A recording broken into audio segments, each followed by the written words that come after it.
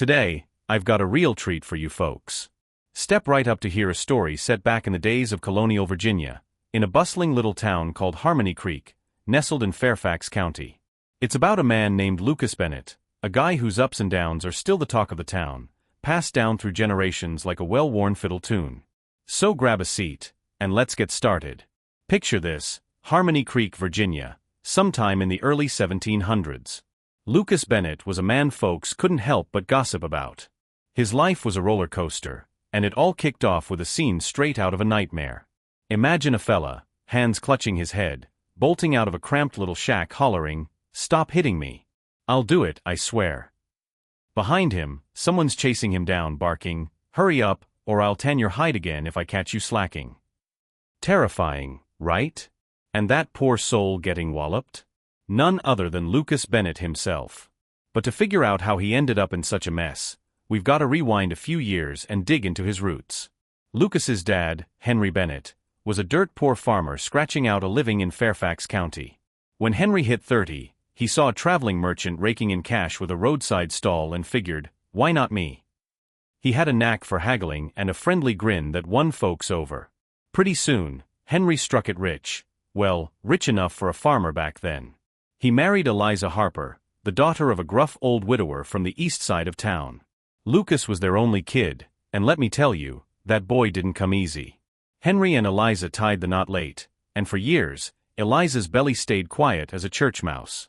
Henry was desperate, running all over, begging doctors and herbalists for a cure. It wasn't until he was pushing 50 that Lucas finally showed up. Those old folks loved that boy something fierce, spoiling him rotten and even arranging a marriage for him early on. That betrothal was to the daughter of the Harper family, who ran a pawnshop in the next town over, Springfield. Here's the kicker, Eliza and the pawnshop owner's wife, Martha Harper, were thick as thieves since they were knee-high to a grasshopper. When Martha had a girl, Charlotte, and Eliza had Lucas, the two women hatched a plan over tea and biscuits to pair their kids up. A match made in heaven, they reckoned. Time rolled on, and the two youngsters grew up with that promise hanging over their heads. But just as Lucas turned 16 and was set to seal the deal, tragedy hit like a thunderclap.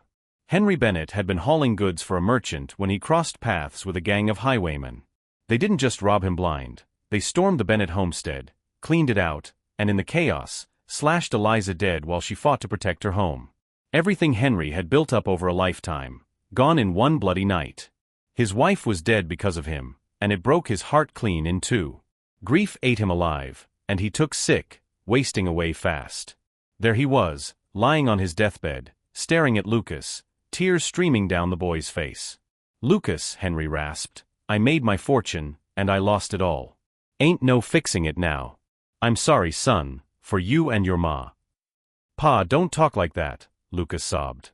"I sold off the last of our stuff today, scraped together some cash. We're getting you fixed up, I swear." But Henry just shook his head. "Forget it, Lucas.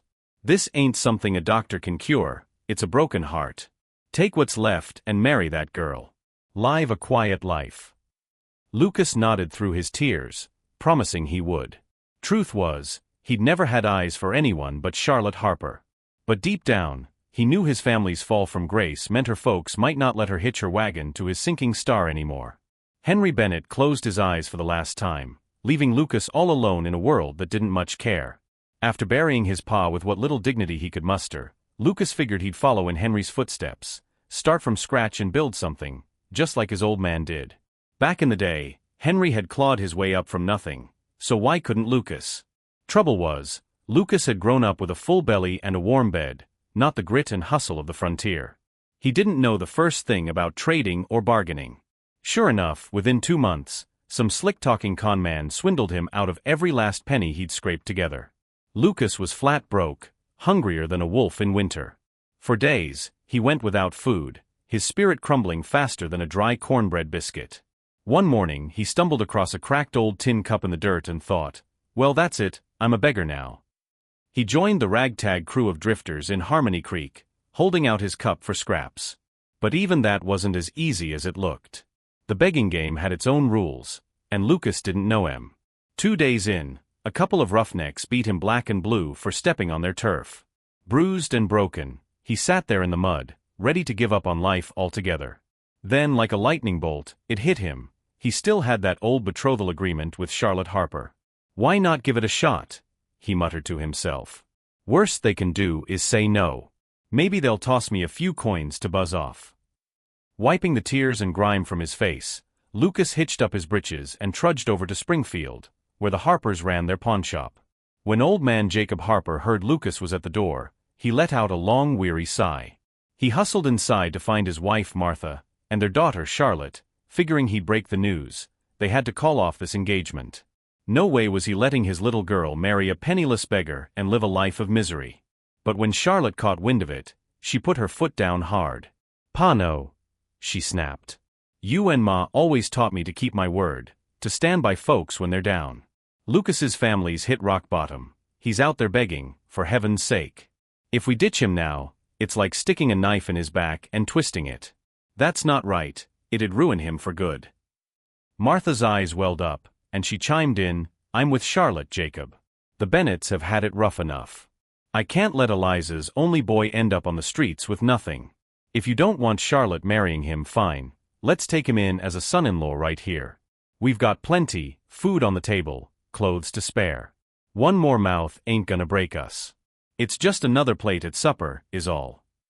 Jacob stared at his wife and daughter, speechless.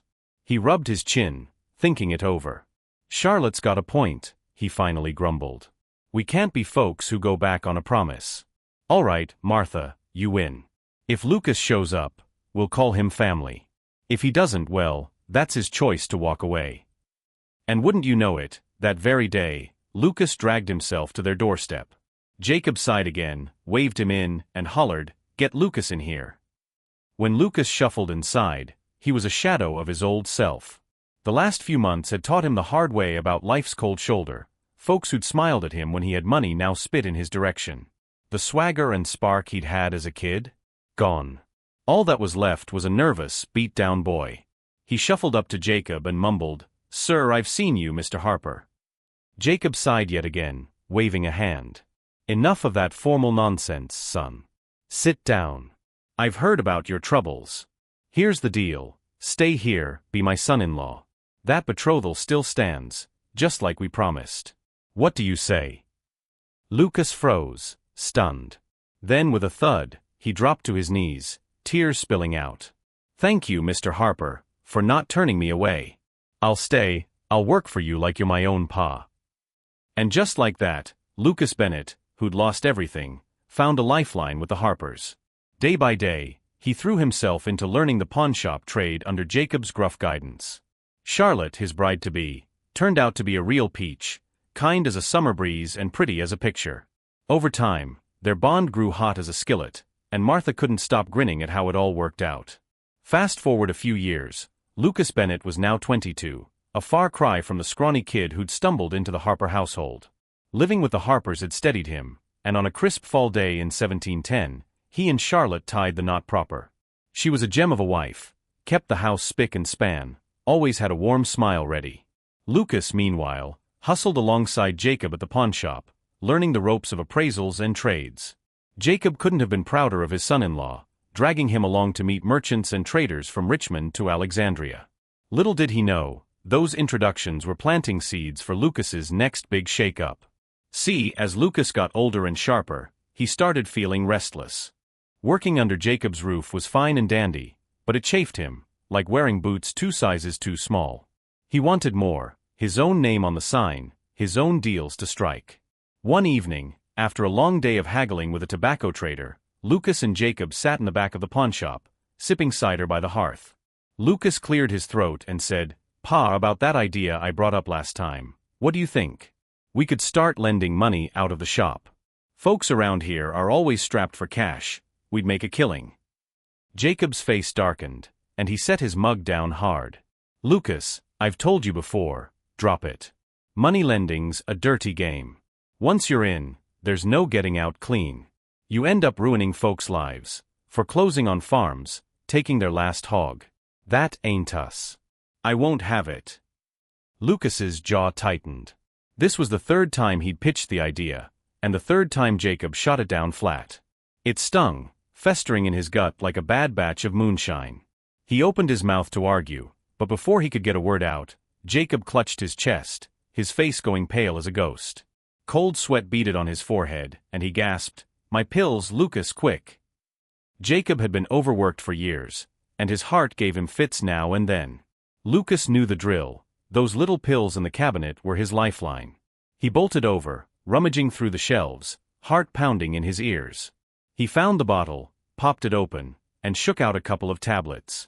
But as he turned back, seeing Jacob's face twist purple, something dark flickered in Lucas's mind. His hand froze mid-air. Jacob stared at him, eyes wide with confusion, wheezing out a weak, "Lucas, help!" Then his head slumped, and he was gone, just like that. Lucas stood there, sweat dripping down his back, fingers white-knuckled around the pill bottle. He'd let it happen. Gulping hard, he shoved the pills back in his pocket, then collapsed to the floor beside Jacob's body. "No, no, Pa's gone," he wailed, loud enough for the whole house to hear. "Somebody help, Mr. Harper's dead." He sobbed like his heart was breaking, and folks who heard it later swore it'd bring a tear to a stone's eye. The county coroner came by, poked around, and chalked it up to a heart attack, said the old man's medicine must have run out. No one suspected a thing. With Jacob out of the picture, Lucas slid right into running the Harper family business. Martha, torn up over losing her husband, aged 10 years overnight and stopped meddling in the shop. Lucas breathed easier. Finally, he was the man in charge. He wasted no time turning his money-lending dream into reality, setting up a side gig right out of the pawnshop. Cash flowed in faster than a spring flood, and Lucas's pockets got heavy. But you know what they say, money changes a man, and not always for the better. Within a year of Jacob's death, Lucas started straying. He'd hit the taverns with a rowdy crew of new pals, drinking till dawn and stumbling home reeking of whiskey. One night, sprawled out at the Rusty Anchor Saloon with his buddy Levi Tucker, a trader with a silver tongue and a taste for trouble, Lucas waved off another round. "No more, Levi, I'm done," he slurred, eyes bleary. "Can't drink another drop, or Charlotte'll have my hide when I drag in." Levi laughed, clapping him on the shoulder. "Come on, Lucas, don't tell me you're scared of your missus. Look at you, biggest moneyman in Fairfax County, top dog around here. Second or third, at least. What's with the henpecked act? That ain't the Lucas I know." Lucas's face soured, and he slumped back in his chair, grabbing the jug for another swig. "You don't get it, Levi. Ever since Pa passed, Charlotte's been on me like a hawk. Worried I'll keel over too, I reckon. Nags me day and night, drives me up the wall." Levi shook his head, smirking. "Sounds like she's got you on a short leash, pal. A man's gotta live a little, maybe a mistress or two, a night at the cat house. Normal stuff. Remember last week? You had a few drinks with that saloon gal, and Charlotte near tore the place down looking for you. Nearly clawed poor Sally's eyes out. Made us all look like fools." Lucas scowled, the memory stoking his temper. "Yeah, don't remind me. I've got the cash now, the know-how, why am I still letting her call the shots? I need to figure out how to get Charlotte off my back so I can breathe again." He leaned in, plotting already, while Levi grinned like a fox in a henhouse. Trouble was brewing, and Lucas was too deep in his cups to see it. Lucas's tavern nights got wilder, and before long, he had his eye on Sally, the new gal at the Rusty Anchor. Word was she'd rolled into Harmony Creek with a voice like honey and looks that could stop a horse dead in its tracks. Levi Tucker egged him on, saying, "She's the best catch in town, Lucas, go on, treat the boys to a round and show her off." That night, Lucas splashed out 100 shillings, booking Sally for drinks and a private chat upstairs. She was a knockout, played the fiddle like a dream, spun tales of the old frontier, and had a way of listening that made Lucas feel like the only man in the world. He was hooked, plain and simple. Sally got him, knew just when to laugh, when to nod, never pushed too hard. Lucas couldn't get enough. Pretty soon, he was dead set on bringing her home as his mistress. But when he staggered back to the Harper house and spilled the plan to Charlotte, she lit into him like a wildfire. "You're throwing away everything we built for some saloon tramp?" she hollered, tears streaking her face. Last time he dallied with Sally, Charlotte had stormed the Rusty Anchor, nearly clawing the girl's face off in front of half the town. Lucas still burned with shame over that one. "Don't bring it up again," he growled at Levi over a jug of whiskey. "You're right, I've got money power. I'm done letting Charlotte ride herd on me. I've got to make her see reason about Sally. Levi's eyes glinted, and he leaned in close. Why bother convincing her, Lucas? Ditch her. Marry Sally outright. Problem solved. Lucas started to wave him off, but paused, wheels turning. Hold on, you've dumped 2 wives already, Levi. Look at you now, your girls don't dare sass you. Tell me how you did it. Lay it out, quick. The 2 huddled up, whispering like conspirators in a backwoods plot. Levi's plan was simple and brutal: stage a scandal to ruin Charlotte's name. Lucas nodded along, eyes gleaming, already tasting freedom. Meanwhile, Charlotte sat home alone, fuming. Lucas hadn't come back all night, again. Since Jacob died, he'd turned into a stranger, cold as a winter wind. She'd cried herself dry, watching him drift away. That night, too mad to wait up, she climbed into bed, figuring she'd give him an earful come morning. Drifting off, she heard the door creak open, followed by a whiff of liquor. So you finally crawled back, she muttered, rolling over, only to see a stranger collapse on her floor. Charlotte yelped, fumbling for the oil lamp. The light flickered on a grubby drifter, passed out cold. Before she could scream, the door burst open, and there was Lucas, red-faced and roaring, "Well, I'll be damned. Caught you red-handed, you harlot. I'm out working my tail off, and you're sneaking men in here." The commotion drew the hired hands running, jaws dropping at the sight. Charlotte stammered, "Lucas, I swear, this ain't what it looks," but he cut her off, voice booming like a preacher on Judgment Day. "Don't lie to me. I told you I'd be at the tavern, then hid out back to test you. Sure enough, I caught you with this filthy dog. Ought to drag you both to the stocks, but I'll spare you that, for old time's sake. Here's your divorce papers.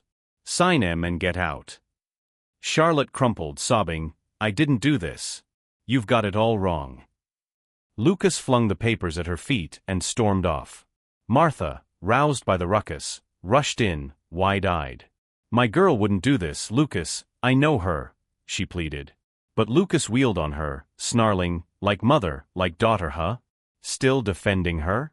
Fine, you don't like how I run this house, you can both hit the road." Charlotte's heart shattered. She stared at the man she'd loved, now a stranger, and wiped her tears. "I don't know why you won't listen, Lucas, but I'm done begging. You'll regret this." With that, she grabbed Martha's arm, and they fled into the night. Lucas raged on, smashing chairs and bellowing at the hired hands. "Beat that drunk to a pulp and dump him far off, and if I hear one word of this outside, I'll have your tongues." The terrified crew swore silence, dragging the stranger out. Alone at last, Lucas smirked. Levi's plan had worked like a charm. Frame Charlotte with a passed-out bum, play the wronged husband, and she'd be too shamed to fight back. A few days later, he strutted into town with Sally on his arm, marrying her in a splashy ceremony. Folks whispered about the rich pawnbroker snagging a saloon girl, calling him a sly dog. Lucas soaked it up, grinning ear to ear, Charlotte's fate long forgotten. After Lucas ran Charlotte and Martha out of the Harper house, the 2 women stumbled through the dark, tears streaming. Charlotte sobbed, "He wanted me gone all along. Heard he's been chasing saloon girls for months. Now I see it's true." Martha tried to coax her back to reason with Lucas, but Charlotte shook her head. "No, Ma, he's made up his mind. It's over."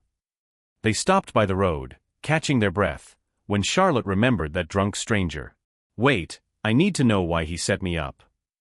Doubling back, they spotted the hired hands dumping the man in a ditch. Hiding in the shadows, they watched him groan awake. Furious, Charlotte stormed over and kicked him square in the shin. "Wake up, you rat. Why'd you frame me?" The man yelped, blinking up at her and Martha. "Where am I? Why re you beating me, lady?" he slurred. "I oughta ask you why you ruined my life." Charlotte snapped, landing another kick. "I was drunk as a skunk, passed out somewhere. Next thing I know, I'm here," he mumbled. Martha, squinting at him, said, "Tell us the truth." So he did. His name was Samuel Carter, a down-on-his-luck scholar who'd flunked the colonial exams again. He drowned his sorrows at the tavern, blacked out, and woke up in Charlotte's room, used as a pawn without knowing it. It clicked for Charlotte then. Lucas had orchestrated the whole thing. She laughed bitterly. "Well, Lucas Bennett, let's see if karma catches you." With nowhere else to go, Samuel offered, look, you and your ma can crash at my place tonight. It's just me and my old mother a mile off. No trouble there. Figure this mess out later. Charlotte, dazed and desperate, nodded. Fine. 2 days at your place, Samuel. You owe me that much. They trudged off together, a ragtag trio under the Virginia stars. Meanwhile, Lucas was living high with Sally as his new wife. She'd fuss over him, pouring tea, singing ballads, even sharing a whiskey or two before bed. It was a far cry from Charlotte's stern eye, and Lucas thought, this is the life. He thanked Levi's scheming every day. But one night, after another bender, Lucas woke up with a splitting headache in his parlor. Sally, he croaked, water quick.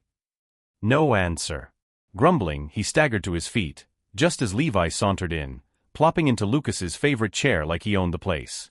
Morning, Lucas, sleep off that rotgut yet? Levi grinned. Lucas frowned. What's with you sitting in my spot, Levi? Playing lord of the manor. He chuckled, thinking it a jest.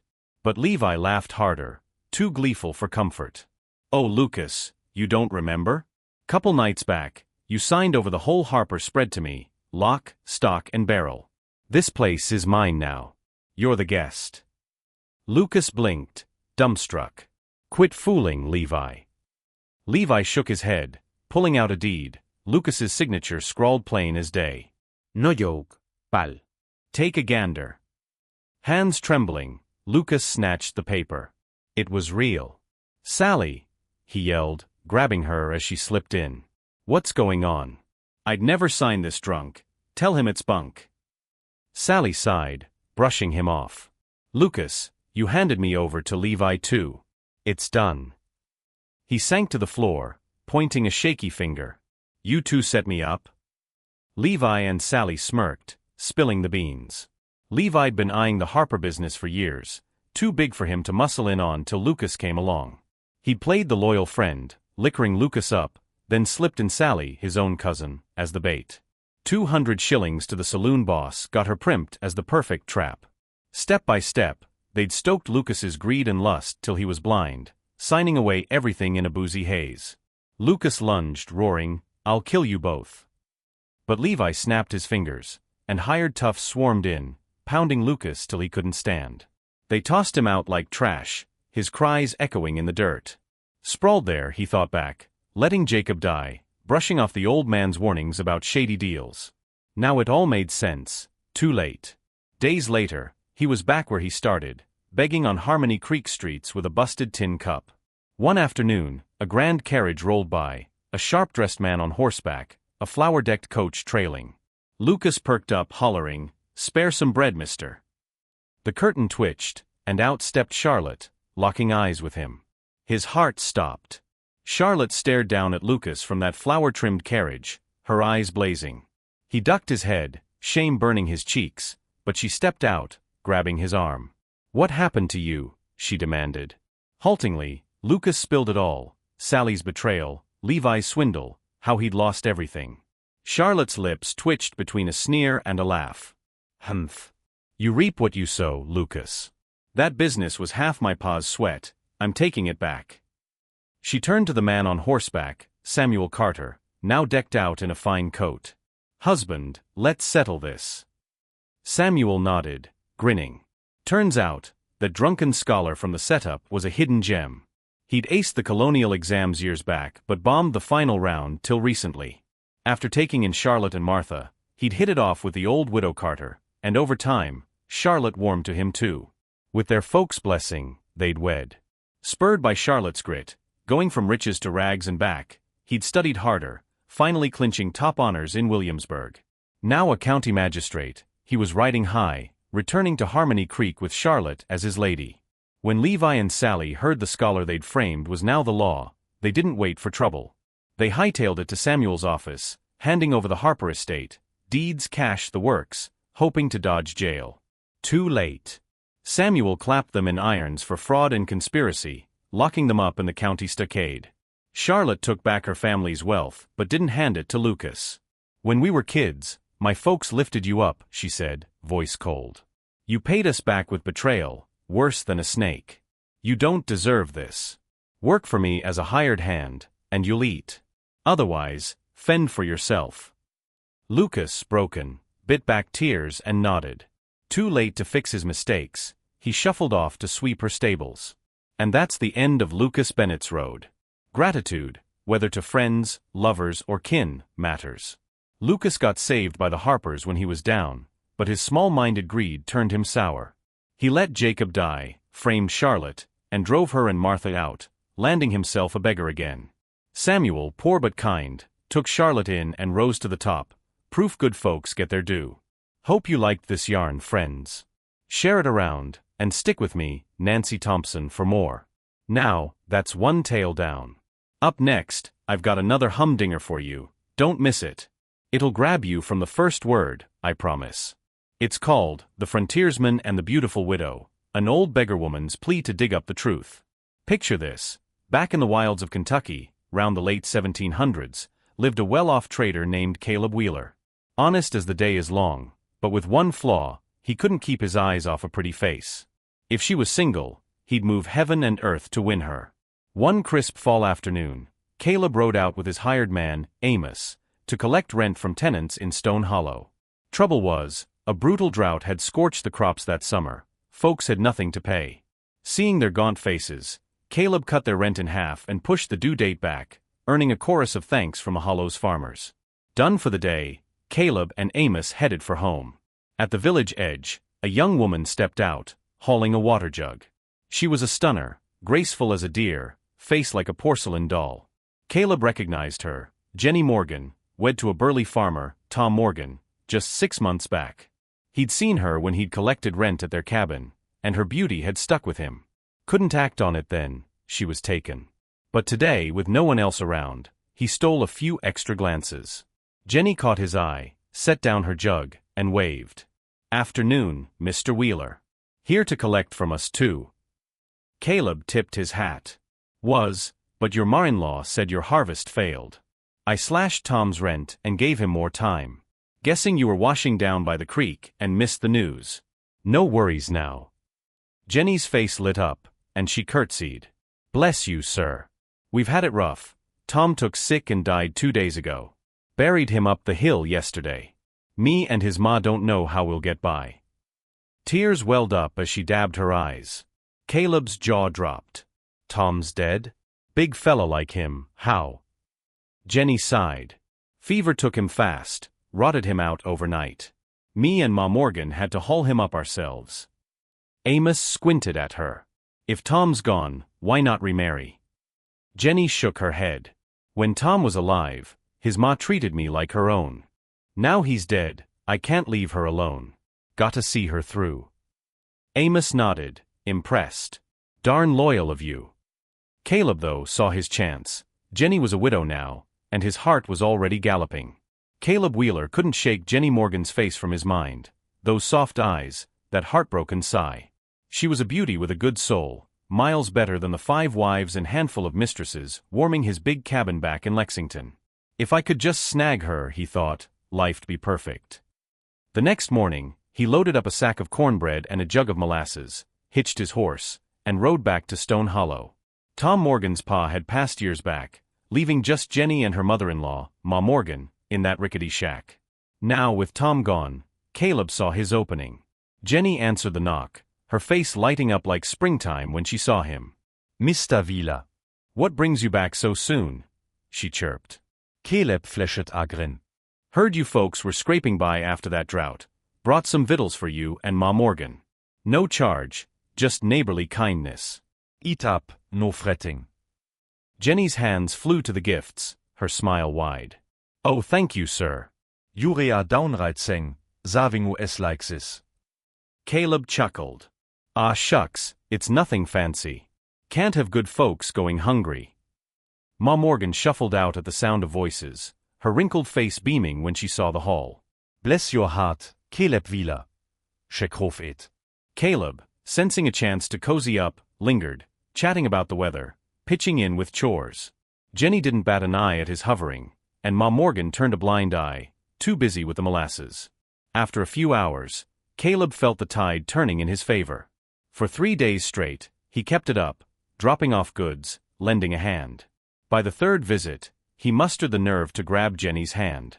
She didn't pull away, just smiled shyly. Emboldened, he pressed closer, and she met him with a laugh.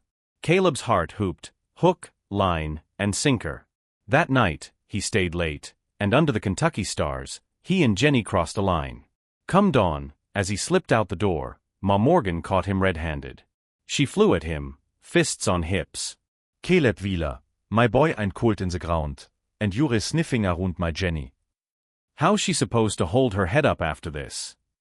Caleb, still giddy, waved her off.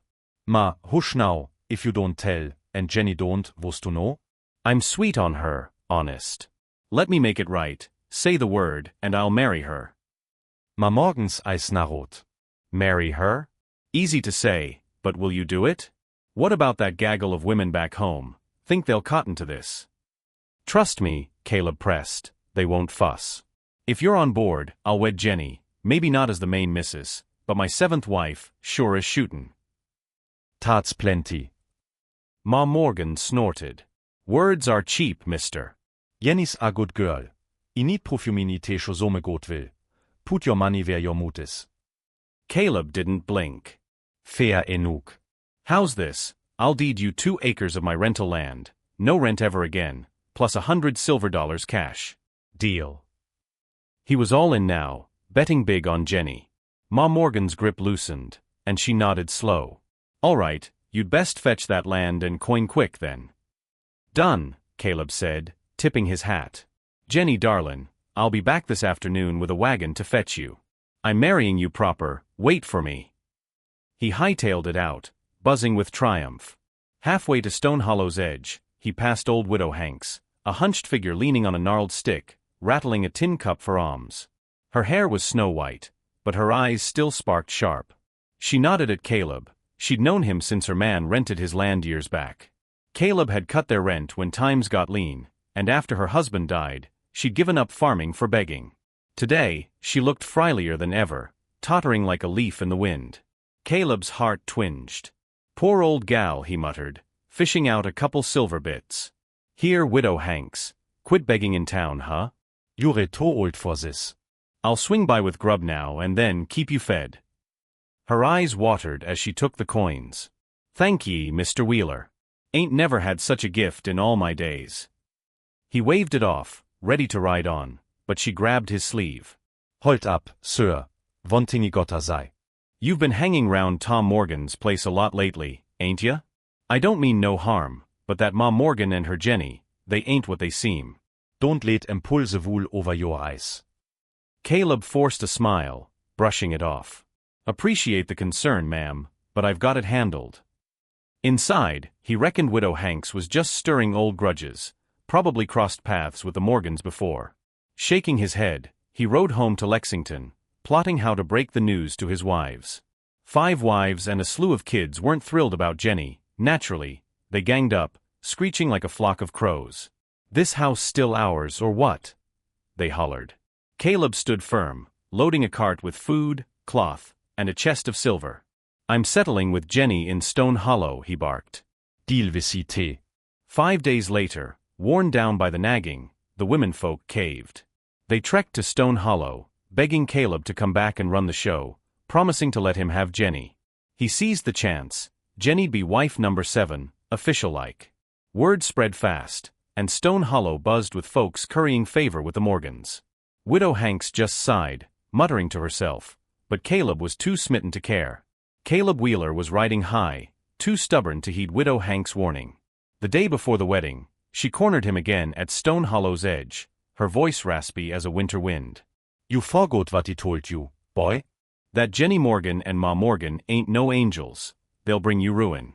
Call off this foolishness. Caleb tipped his hat, grinning. Thanks for the heads up, ma'am, but I've got my heart set. No use preaching now, I'm hitched to her tomorrow. Widow Hanks shook her head, muttering, trouble's coming, but Caleb brushed it off, figuring she was just a meddling old coot. Come morning, he saddled up his best stallion, hired a flower-draped wagon, and rolled into Stone Hollow like a king. Half the village turned out, folks from Lexington and beyond, crowding the Morgan shack to toast the rich trader's latest bride. Ma Morgan raked in a haul, another $100 plus gold trinkets and silk from Caleb's stash. The wedding was a raucous affair, fiddles wailing and whiskey flowing till the lanterns glowed late. Caleb, busy clapping backs and shaking hands, didn't get a breather till nightfall. Finally, he stumbled toward the bridal room, pulse racing at the thought of Jenny waiting under her veil. "Hey, little lady, your man's here," he called, kicking the door open with a laugh. Jenny's voice floated back, playful but edged. "Took you long enough, I've been pining away." She flicked off the veil herself, shooting him a mock pout. Caleb, sheepish, rubbed his neck. "Sorry, darlin, too many glad handers out there.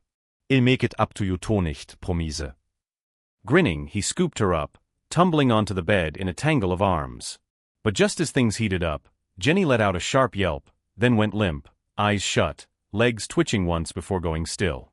Caleb froze, dread icing his veins. He pressed a hand to her nose, no breath. "Jenny," he croaked, shaking her. "Nothing." Panic clawing his gut, he barely had time to think before Ma Morgan burst in with 2 village roughnecks. She took one look at Jenny's sprawled form and wailed, "Jenny girl. What's wrong, baby?" Then she rounded on Caleb, eyes wild. "She ain't breathing. What did you do to her, you bastard?" Caleb stammeret. I didst do nothing. "I just took off her veil, and she keeled over, swear it." His voice cracked, regret flooding in. Why hadn't he listened to Widow Hanks? But Ma Morgan wasn't buying it. "You killed her!" she shrieked, loud enough to wake the dead. "Help me haul him to the sheriff. Let's see justice done." She grabbed his coat, the roughnecks closing in. Caleb, terrified of a noose, dropped to his knees. "Ma, please, spare me." "I couldn't hurt a fly, let alone Jenny. Something else did her in, I reckon.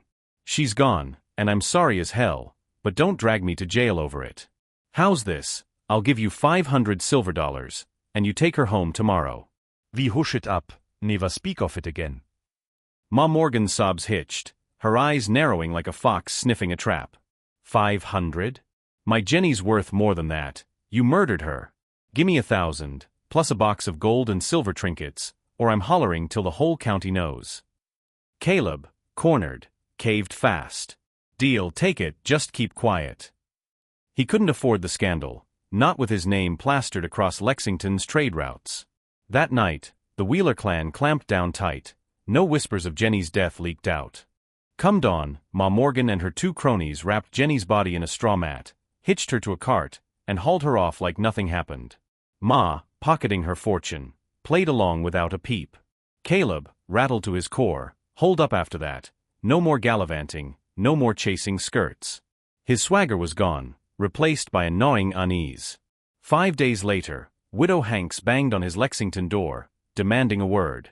Caleb didn't want to face anyone, but her name dragged him out. He owed her that much. He ushered her into the parlor, barely sitting before he broke. Grabbing her arm, tears spilling, he choked out, "Widow Hanks, tell me straight, why'd you warn me off Jenny that night? Did you know I was riding into a storm?" She fixed him with a steely glare. "Boy, grab some men and a few shovels. We're heading to Stone Hollow, right now." Without another word, she marched him out, leading the way to the Morgan place. When they got there, the shack stood empty, door swinging wide, every scrap of value stripped clean. Ma Morgan was gone, vanished like smoke. Caleb gaped. What in tarnation, did she up and run? Widow Hanks let out a cold laugh. "That whole family cooked up a scheme to fleece you, Caleb. Scared you'd catch on, they lit out. Bet you didn't know Tom Morgan ain't dead neither, him, Jenny, and Ma all in on it." Caleb's jaw hit the dirt. "All 3? You're saying they played me for a fool? How?" Widow Hanks pointed a bony finger at Tom's grave up the hill. "Dig it up, son. See for yourself if there's a body, or just a pile of lies." Caleb Wheeler stood dumbfounded, Widow Hanks' words ringing in his ears. "Dig up Tom Morgan's grave," he sputtered. "You're pulling my leg, ma'am, ain't no way they faked all this." Widow Hanks crossed her arms, unflinching. "Get to shoveling, Caleb, or you'll never believe it. Truth's down there, or the lack of it." Swallowing hard, he rounded up a couple of hired hands from Stone Hollow, grabbed some spades, and trudged up the hill to Tom's supposed resting place. With every scoop of dirt, his gut twisted tighter. When they hit bottom, the coffin lid creaked open, empty, save for a busted straw chair. Caleb's knees buckled. Lord Almighty, they played me like a fiddle. Widow Hanks cackled, a dry, knowing sound. Told ya, boy. Tom Morgan, Jenny, and Ma, they cooked up a whopper to bleed you dry. I've lived in this hollow 40 years, knew those two women were rotten apples from the jump. That day Jenny sweet-talked you at the village edge, I saw her reeling you in like a catfish. Warned you then, but you wouldn't hear it, too dazzled by her pretty face. I didn't have proof till last night, coming back from Lexington.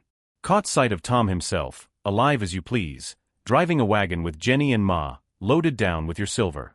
That's when I knew they'd skinned you good. Caleb's face burned, anger, shame, and a fool's regret all at once. How'd they pull it off? He growled. Widow Hanks leaned on her stick. Reckon it started when they heard you were coming to collect rent, a rich trader with an eye for skirts. Tom faked his death, turned Jenny into a weepy widow to hook you. She played the part, met you by chance, tugged your heartstrings. You didn't bother checking, just fell in line. Then Ma caught you two in the act, squeezed you for land and cash to marry Jenny. Night of the wedding, Jenny pulled another trick, dropped dead to shake you down for more. They figured you'd pay to hush it up, and you did, thousands in silver and gold. After that, they grabbed their loot and ran.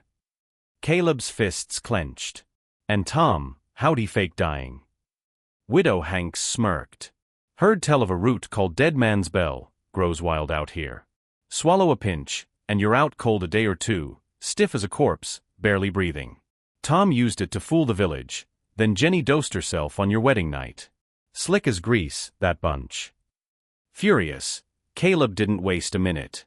That same day he rode to the county seat in Lexington, stormed the sheriff's office, and laid out the whole sorry tale.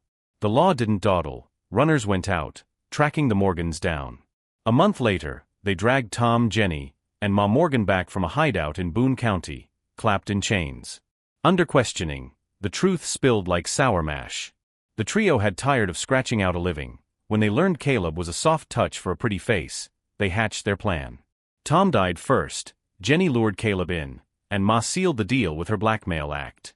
Jenny's death was the final twist, banking on Caleb's fear of scandal to cough up a fortune. That Dead Man's Bell root? They'd bought it off a traveling quack months back, testing it on Tom to perfect the ruse. Caleb, hearing it all, swore off women for good. His roving eye had cost him too dear. And that's the end of Caleb Wheeler's saga, folks. If you liked this wild ride, drop a holler below, share it with your kin and sign up for more. Thanks for listening, and I'll catch you next time with another yarn to spin. This is Nancy Thompson, signing off. Stay good, y'all.